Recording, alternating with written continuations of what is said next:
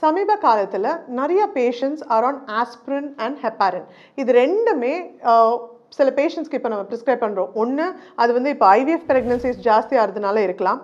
ரெண்டாவது, மிஸ்கேரேஜ் ஆனதுக்கப்புறம் நம்ம இந்த ஹெப்பாரின் இன்ஜெக்ஷன்ஸும் ஆஸ்பிரினும் ஸ்டார்ட் பண்ணதுனா கூட இருக்கலாம். ஆனால் இந்த ஹெப்பாரின் இன்ஜெக்ஷன்ஸில் என்னென்னா, அது டெய்லி எடுத்துக்கணும். அது ஒன்று பெயின்ஃபுல்லாக இருக்கும்.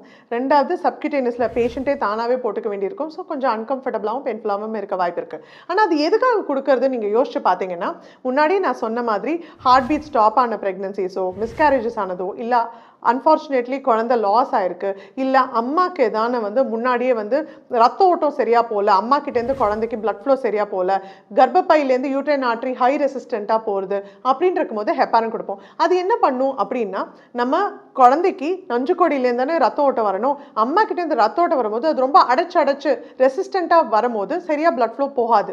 அப்படி இருக்கும்போது இந்த ஹெப்பாரின் இன்ஜெக்ஷன் என்ன பண்ணும், அந்த ரத்த ஓட்டத்தை ஃப்ரீயாக போக அலோவ் பண்ணும். அதே தான் ஆஸ்பிரின் பண்ணும். ஸோ பிளட்டை கிளாட் பண்ண விடாது, ஃப்ரீயாக போக யூஸ் பண்ணும். ஸோ அதனால தான் ஆஸ்பிரின் அண்ட் ஹெப்பாரின், ஆஸ்பிரின்றது ஓரல் டேப்லெட், ஹெப்பாரின்றது இன்ஜெக்ஷன்.